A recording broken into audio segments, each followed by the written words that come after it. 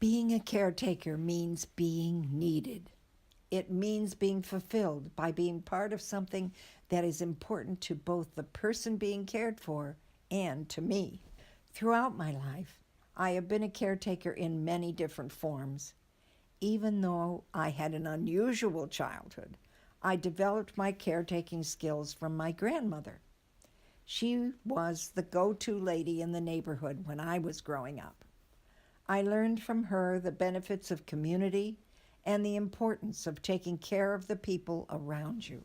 The lessons I learned from my grandmother directly influenced my role as a mom. Being a mother was the best time of my life. There was just no way to anticipate what it would be like to be a mom. At last, I was the go to person. I love what being a mother provides me. In a way, I think that my reason for being here is to witness the growth from the limited family I was born into the 20-person family it is now. When my children no longer needed me as much, I took the skills I learned from being a mother into my personal interactions with clients. As the director of volunteer services, I had to get to know how my employees and colleagues looked at things.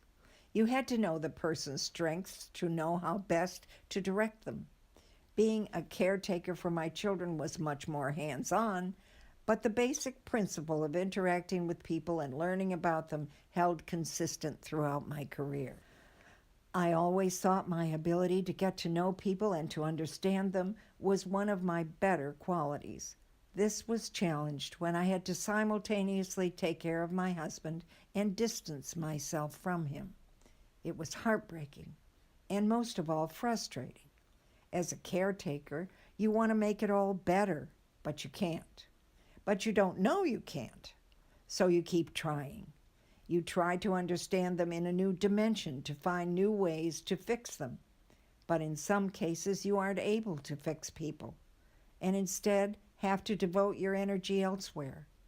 When it became impossible to live with my husband, I knew it was time to listen to myself. I had to go. And when I did, I knew I wouldn't go back.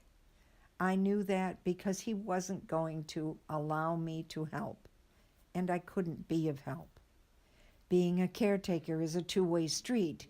To help someone, you have to get to know them, and you can't get to know somebody without them allowing you to do so. They have to compromise and work with you, which my husband just wasn't able to do. Learning this lesson was difficult, but made me a better caretaker in the long run. The last 25 years of my career, I spent working as a volunteer administrator, first at a hospital and then the Fenimore Art Museum and the Farmers Museum in Cooperstown, New York.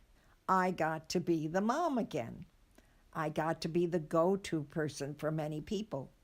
I was constantly meeting new people and learning about their lives in as much detail as they would allow me. This information would allow me to direct them to the position where they would feel the most useful. You got to see their interests, their education, their physicality, or lack thereof, and understand them as a whole person. You got to know them.